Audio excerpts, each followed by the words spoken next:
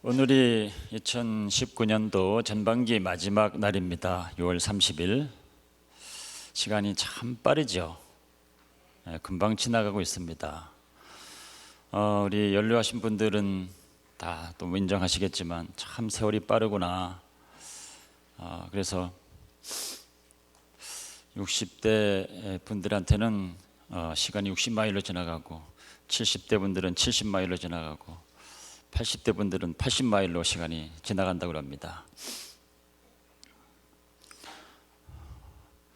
뭐 꿈쩍을 안 하시네요.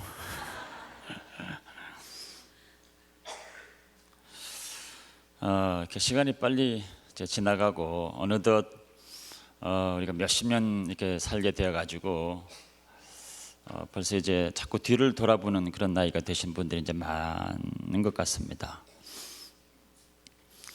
그래서 이제 앞을 바라보기보다 이제 뒤를 자꾸 돌아보게 되는 일들이 많은데, 하나님께서는 늘 앞을 바라보라고 그러시죠. 그래서 사람들 눈이 다 앞에 달려 있는데 그 이유가 뭔지 아십니까? 앞을 바라보라고 그런 거죠. 만약에 여러분들 앞에 계신 분들 뒤통수에 눈이 다 달려 있다고 한번 생각해 보십시오. 얼마나 놀라겠습니까? 우리 눈은 앞에 달려서 앞을 계속 바라보라고 이렇게 앞에 달려 있습니다. 유시화라고 하는 그 시인의 시 중에서 이런 게 있습니다. 새는 날아가면서 뒤를 돌아보지 않는다. 뒤를 돌아보는 새는 죽은 새다. 죽은 새는 이제 목이 꺾이니까 이제 뒤를 돌아보는 거죠. 살아서 날아가는 새는 뒤를 돌아보지 않는다고 그럽니다. 그래서 성경에서도 하나님께서 우리를 뒤를 돌아보지 마라 하는 말씀을 몇 번 하고 계십니다. 그렇다고 뒤에 지나가는 것들을 다 잊어버려라 뭐 그런 것은 아니고요. 구약 성경에 보면은 하나님께서 우리에게 행하신 많은 일들이 있는데 그것들을 잊어버리지 마라, 꼭 기억해야 된다. 하나님께서 너희들을 어려울 때 어떻게 도우셨는지를 꼭 기억해야 된다. 기억해라 이런 말씀들을 많이 하고 계십니다. 그런 것들을 우리가 잊어서는 안 되죠. 또 뭐 우리 역사를 우리가 또 다 잊어서는 또 안 됩니다. 지나간 것들이라고 다 잊어버리는 뜻이 아니라 우리가 신앙생활을 하는 데 있어서 주님을 따라가는 데 있어서 뒤에 지나간 것들을 우리가 자꾸 붙들거나 아니면 붙잡히거나 그렇게 될 때 우리 믿음과 관련해서 어려움이 생길 수도 있는 그런 부분에 관해서 어떤 것들은 돌아보지 마라 이런 말씀을 이제 하시는 겁니다. 그런 몇 가지 내용들을 오늘 같이 좀 나눌 텐데, 각각이 서로 뭐 연관성은 없는 사건들이지만 그러나 우리가 신앙생활을 하면서 이런 것들은 돌아보지 말고 저런 것들은 돌아보지 말고 하는 몇 가지를 좀 나누려고 합니다. 첫 번째 이야기는 창세기 19장에 나오는 롯의 가족에 관한 이야기입니다. 창세기 19장에는 하나님께서 소돔과 고모라를 심판하시는 내용이 나옵니다. 물로 이 세상을 심판하셨던 하나님께서 이제 다시는 심판하지 않겠다 무지개로 약속까지 하셨는데, 이 소돔과 고모라 이 상황을 보고는 하나님께서 그냥 지나갈 수가 없었습니다. 그래서 그때 그 상황은 하나님이 그냥 심판으로 끝내고 넘어가려고 하셨던 사건이 이제 소돔과 고모라의 심판입니다. 근데 그곳에 비록 뭐 그렇게 믿음이 좋지는 않지만 그래도 거기에서는 그래도 의인이라 할 수 있는 롯의 가족들이 살고 있었거든요. 그래서 롯의 가족들을 보고 멸망하기 전에 빨리 도망해라 명령을 합니다. 그러면서 희한한 명령을 또 하나 하셨는데, 도망갈 때 절대 뒤를 돌아보지 마라 그렇게 명령을 합니다. 근데도 불구하고 롯의 사위들은 그 말이 농담이라고 생각하고 꿈쩍도 안 했습니다. 그래서 소돔 고모라가 멸망할 때 그냥 같이 멸망을 하게 되죠. 그래도 그 말씀을 듣고 그 소돔 고모라를 탈출한 사람은 롯과 롯 아내와 두 딸들입니다. 그러니까 4명이 지금 열심히 도망을 가고 있습니다. 근데 뒤를 돌아보지 말라고 분명히 하나님께서 말씀을 하셨는데 한 사람이 돌아보고 말았습니다. 그 사람이 누구죠? 롯의 아내가 굳이 또 돌아봅니다. 그러다가 그만 소금 기둥이 되어버렸습니다. 지금 우리는 이걸 뭐 그냥 우화처럼 읽지만 실제로 그런 사건이 벌어졌다고 생각하면 굉장히 충격적인 일입니다. 같이 걸어가던 사람 하나가 그냥 걸어가면서 그냥 굳어진 소금 기둥이 되어버렸으니까요. 같이 가던 사람이 얼마나 놀랐겠습니까? 엄청나게 큰 충격적인 사건입니다. 그러니까 이 사건이 실제로 일어났다고 한다면 이 사건을 통해서 우리에게 분명히 말씀하고 있는 그 메시지, 아주 강한 메시지가 있는 거죠. 첫째는 돌아보지 말라 그렇게 말씀을 하셨는데 이제 돌아보게 됐다는 게 문제죠. 왜 롯의 아내는 그렇게 돌아보지 말라고 했는데도 돌아보게 됐을까? 하나님은 그거에 대해서 왜 그렇게 또 이렇게 심한 반응을 보이셨을까? 성도들도 그렇고 또 교회라고 하는 것도 그렇고 이 세상 가운데서 불러내어서 건져내어서 따로 모인 사람들과 무리들을 성도요 또 교회라고 그러는 겁니다. 근데 나온 그 세상을 향해서 애착을 가지고 그리워하면서 그 세상을 사랑하게 되면 건져내신 하나님께서 매우 섭섭하신 거죠. 그래서 누구든지 세상을 사랑하지 마라. 세상을 사랑하는 자는 거기에 하나님의 사랑이 있지 아니하니라 그랬습니다. 근데 이 롯의 아내가 그 돌아보지 말라고 하는데도 굳이 돌아본 것은 이 세상에 대한 미련과 세상을 그렇게 사랑했었다고 하는 것을 나타내는 겁니다.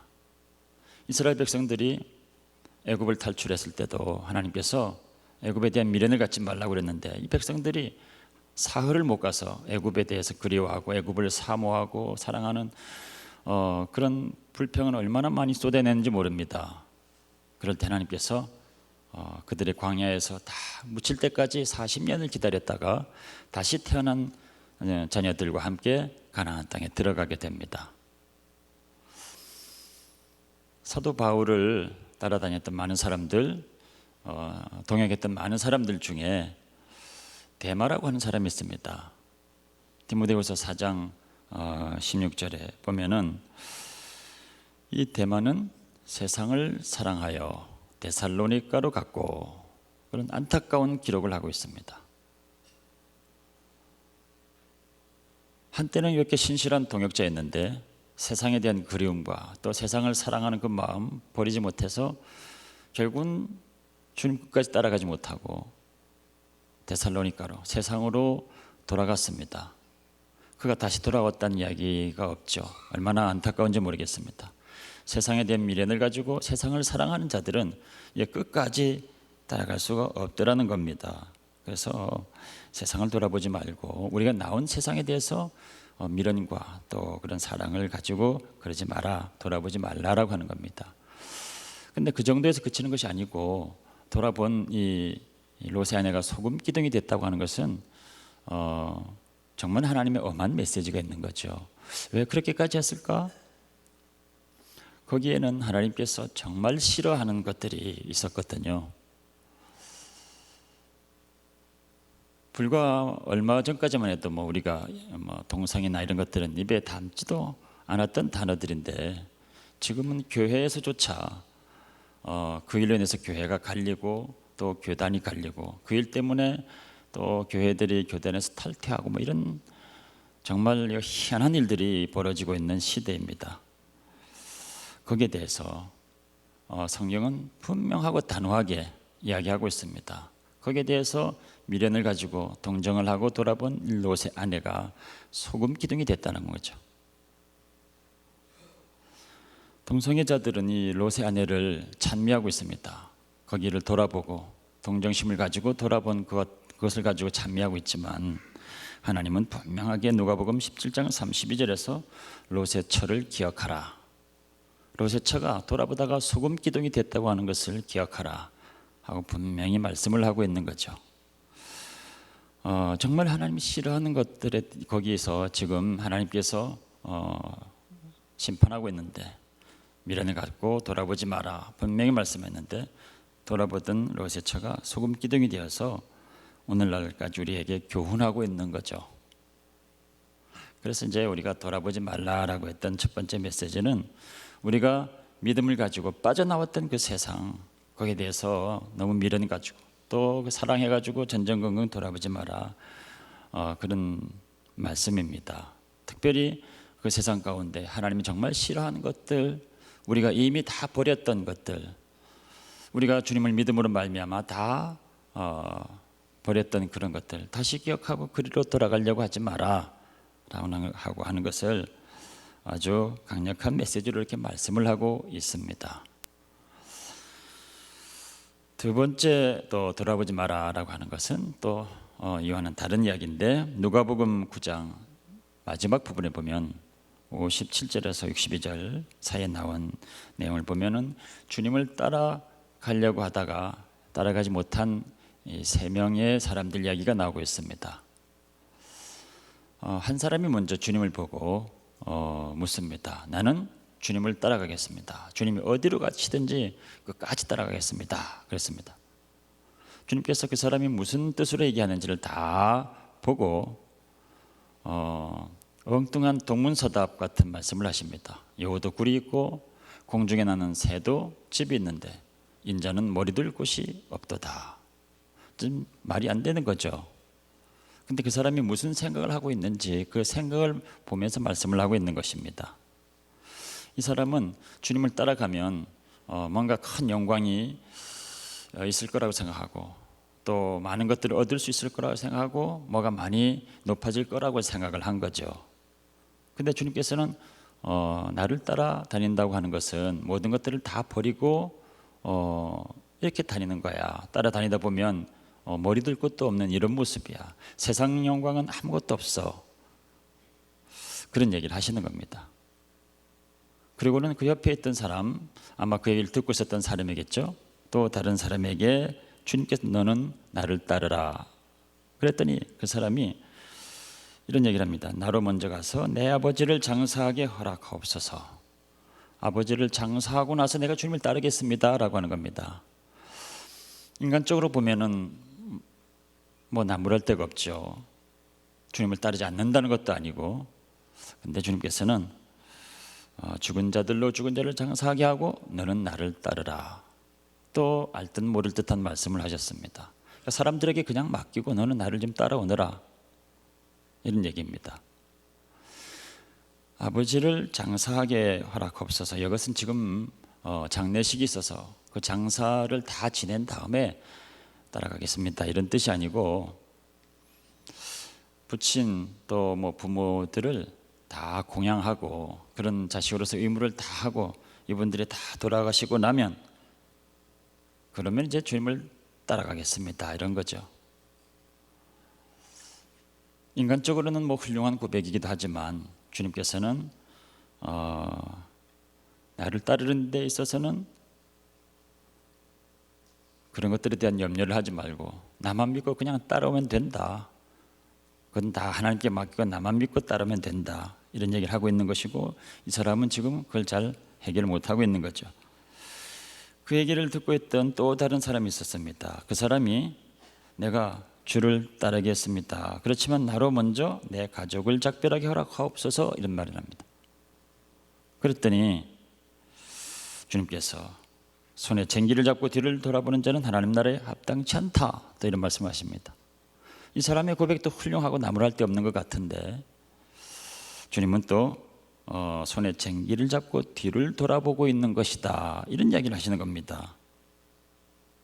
여기서 가족을 작별하게 허락하옵소서. 가족과 작별한다고 하는 것은 주님을 따라가니까 작별 인사하는 정도, 뭐 안녕히 계십시오 하는 정도의 그런 시간조차도 주지 않겠다는 뜻이 아닙니다. 가족들의 그런 마음을 충분히 달래고 준비할 수 있는 어떤 시간, 뭐 그런 거죠.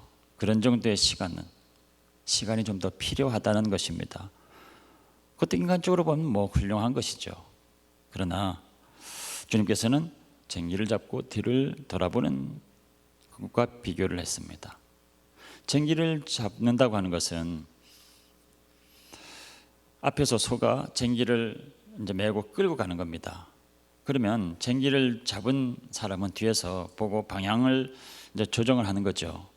그 길이 삐뚤삐뚤하면 안 되니까 그 일항을 제대로 이제 해야 되니까 소가 엉뚱한 곳으로 가면 이제 그 밧줄로 이렇게 치기도 하고 뭐 이렇게 해가지고 신호를 보내서 운전을 하는 겁니다. 근데 계속 뒤를 돌아다 보게 되면 이 쟁기가 어디로 가겠습니까? 일항이 어떻게 되겠습니까? 삐뚤빼뚤하고 뭐 엉뚱한 곳으로 가겠죠. 쟁기를 잡고 있으면 앞을 보고 가야 되는 겁니다.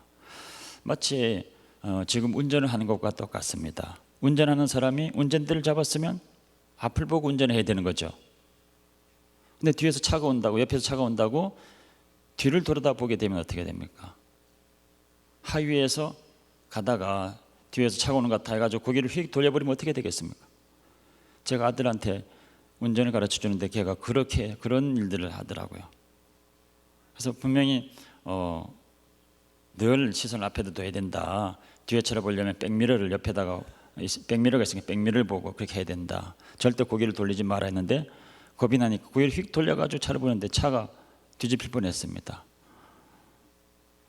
그러니까 쟁기를 잡은 자는 앞을 보아야 된다. 운전대를 잡은 사람은 앞을 보아야 되는 거죠. 그런 것처럼 주님을 따르려는 자들, 주님의 일을 하는 자들, 어떤 일이든 간에 주님의 일을 하려고 하는 자들은 나머지는 다 주님께 맡기고 주님만 보고 가는 것입니다. 뒤를 바라보는 것, 고개를 돌려서 뒤를 보는 것은 믿음이 안 되니까 염려하고 걱정하고 근심하고 혹시 뭐가 잘못됐나 부족하나 자꾸 돌아보는 것입니다. 우리 인간적인 생각으로 염려하는 거죠. 근심하는 것이고 걱정하는 것입니다. 주님은 앞에서 계속 방향을 표대를 보여주시고 오라고 계속 말씀합니다. 그것을 보고 우리는 앞을 보고 주님을 바라보고 가는 거죠. 뒤에 있는 것들은 다 하나님께 맡기면 됩니다. 하나님께서 완벽하게 모든 것들을 다 책임져 주실 것입니다. 믿음을 가지고 다 맡기고 우리는 주님께서 하라고 하시는 것만 바라보고 가면 된다라고 하는 겁니다. 그래서 이 말씀을 하고 있는 겁니다. 그래서 주의를 하면서도 주님을 다 믿지 못하고 근심, 걱정, 염려한 자들, 쟁기를 잡고 뒤를 돌아보는 것 같다. 돌아보지 마라. 염려와 근심으로 돌아보지 마라. 하나님께서 다 알아서 하신다. 말씀을 하고 있는 겁니다. 먼저 그의 나라와 그의 의를 구하라. 그리하면 모든 것들을 하나님이 다 하시리라 말씀하고 계시는 거죠. 세 번째로 또 이 뒤를 돌아보는 것에 대한 말씀이 오늘 읽었던 이 본문의 말씀입니다. 사도 바울이 하고 있는 이야기입니다. 사도 바울이 지금 로마의 감옥에서 빌립보 교인들에게 이 편지를 쓰고 있는 것입니다. 사도 바울이 감옥에 있었던 시기는 사역을 시작했던 초기도 아니고 아주 그 말년, 나이도 많이 먹고 이제 모든 것들을 정리할 때쯤 된 이제 그때 인생 후반기, 완전 후반기에 있었던 때입니다. 근데 그 시간에 몸이 감옥에 갇혀 있습니다. 꼼짝할 수도 없는 상황. 감옥에 있으니까 뭐 얼마나 상황들이 절망스럽습니까? 그런 가운데 쓰고 있는 편지입니다. 나이도 많이 들었고 몸은 감옥에 갇혀 있고 하니까 자꾸 지난 일들을 돌아보고 지난 일들만 자꾸 생각하게 될 수밖에 없죠. 돌아보면 사도 바울의 삶 가운데는 뭐 너무너무 큰 일들, 훌륭한 일들, 하나님께서 은혜로 주셨던 많은 일들이 있습니다. 1차, 2차, 3차 전도 여행을 통해서 온 유럽 대륙을 다 다니면서 교회를 세웠던 놀라운 하나님의 역사들, 또 뭐 많은 이적을 베풀고 사람들을 도왔던 많은 일들, 감격이 건 많은 일들도 있습니다. 그것뿐만이 아니고 너무너무 고난 가운데 내몰려서 죽기를 구했던, 정말 살 소망까지 끊어졌다라고 고백했던 그런 때도 있습니다. 실제로 돌에 맞기도 하고 태장에 맞기도 하고 해가지고 거의 죽음 직전까지 갔던 그런 때도 있습니다. 헐벗고 굶주림 때도 있었고, 그런 것들보다 더 힘들었던 것은 사람들과의 관계죠. 세웠던 교회가 깨어지는 역사들, 또 동역했던 사람들이 떠나가는 일들, 믿었던 사람이 배신하는 일들, 이런 일들이 사도 바울의 삶 가운데 많이 있었습니다. 이제 그런 것들을 생각하고 얼마나 또 회한에 젖었겠습니까? 그런 것들이 더 많이 낙심하게 될 수밖에 없는 그런 상황입니다. 디모데후서에서 이렇게 고백하고 있습니다. 내가 처음 변명할 때에 나와 함께한 자가 하나도 없고 다 나를 버렸으니 그들에게 허물을 돌리지 않기를 원하노라. 사도 바울의 말년에 이렇게 사람들이 다 떠나가고 이렇게 홀로 되었던 이런 고백을 하고 있습니다. 거기다가 또 감옥에까지 가 있으니 얼마나 마음이 많이 무너졌겠습니까? 그런데 그곳에서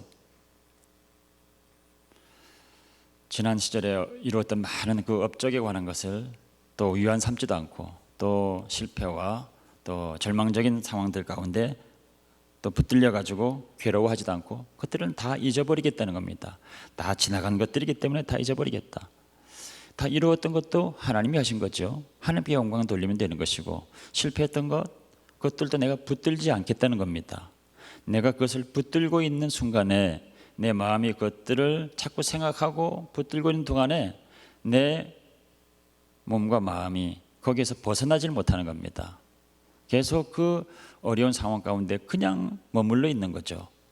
그러나 내가 붙들지 않고 내버려 두면, 다 지나가는 것들이 다 지나가도록 내버려 두면 다 지나가는 것입니다.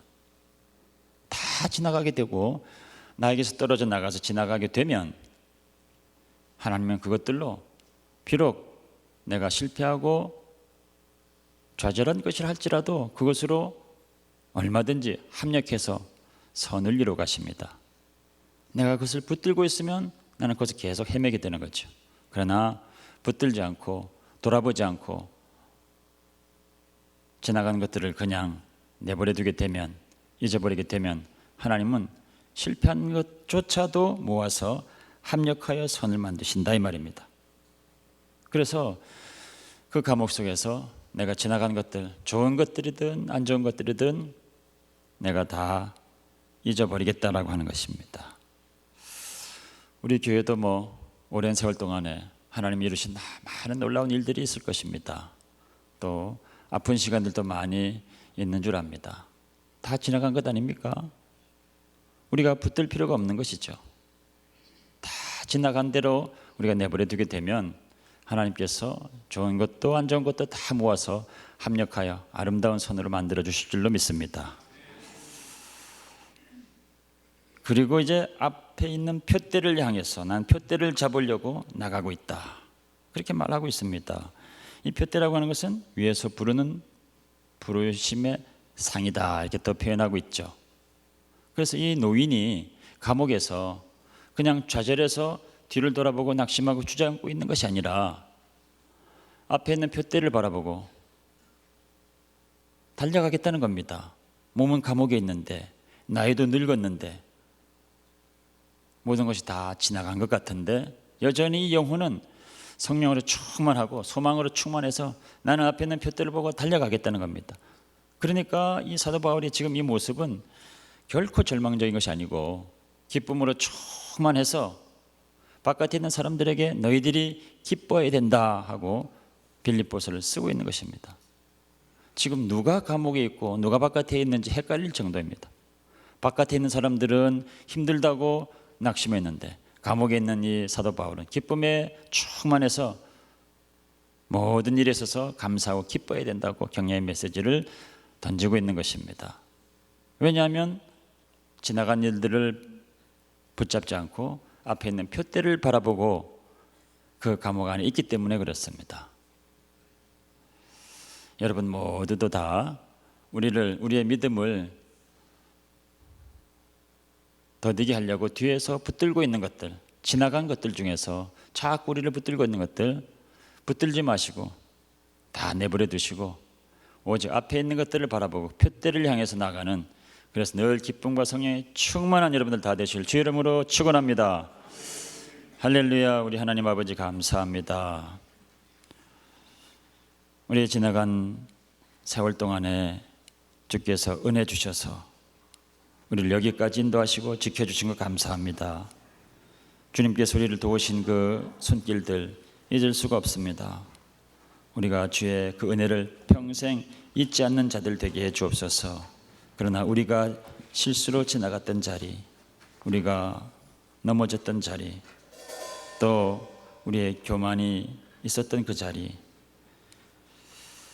그렇게 지나간 아픔들은 우리가 다시 기억하고 붙잡지 않게 하시고 지나간 대로 다 버려두게 하시고, 그래서 하나님께서 합력하여 선을 이루시는 것에 맡기고 우리는 오직 앞에 있는 표대를 향하여 나가는 우리들 다 되게 하여 주옵소서.